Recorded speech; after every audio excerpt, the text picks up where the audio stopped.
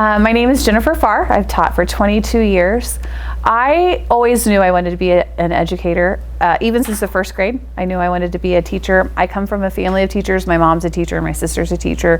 My dad wanted to be a teacher but didn't go into education, so I think it's just instilled in us how important education is. I hope that my impact is that they know how much I care about them, that I care about them as a person, I care about them as a student. I want to know what they're doing later on in life. I want them to be successful. I want them to work hard. Those are the things that I hope that they know are valuable parts of me. Well, as anything with a teacher, you have to put in the extra hours. So that involves like cutting and grading papers and anything for kids. I love to go to their sporting events or their activities and watch them and be part of their lives. I'm also involved in the National Honor Society at Lincoln. I'm the sponsor for that. Building Site Council. I'm involved with the Department of Education's Advisory Council for Dr. Randy Watson. And then I am part of the Kansas Teacher of the Year team and involved in their activities. And then last year I was named a Lal Milken International Fellow. So I spent a week in Fort Scott at their Unsung Hero museum, and then I'm involved in their foundation and doing activities. Well, I think anytime that you can intrinsically motivate a student, getting them to believe in themselves, I think helps keep them motivated. We use Class Dojo. I communicate with parents and make sure that parents are involved.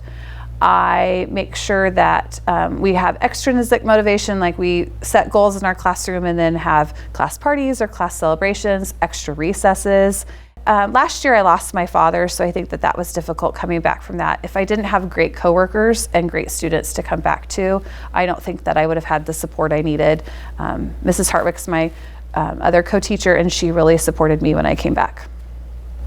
I think one of my greatest challenges is just making sure that each student has what they need. I want to make sure that each student feels loved, feels secure, and feels like they are learning at their level and being challenged. And I think every day, knowing that I need to work on reaching them, whether it's accelerating them, catching them up, or working on grade level, I think that that is a challenge. And so each day brings that challenge. And I think that that's what makes teaching exciting, is that something is new every day.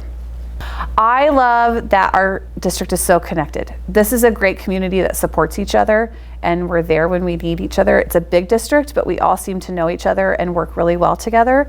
And I think that that's a really important and unique piece of this district. And I think that we offer a lot of great experiences for students. We have a lot of programs that make our community unique and that give kids good learning opportunities.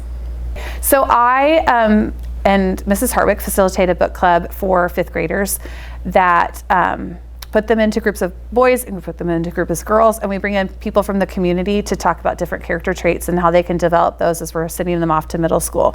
So boys start their book club with humility, and we have a speaker come in about what being humble looks like and why it's important. And girls talk, their first one might be about resilience. So we bring in a community member to talk about resilience. And why that is an important piece. And so we're hoping to set them up for success as they go on to the middle school with great character traits. Just as I say to my students, life is all about choices. Please make good choices so that I may see you tomorrow. Why? Because you are smart, you are kind, and you are important.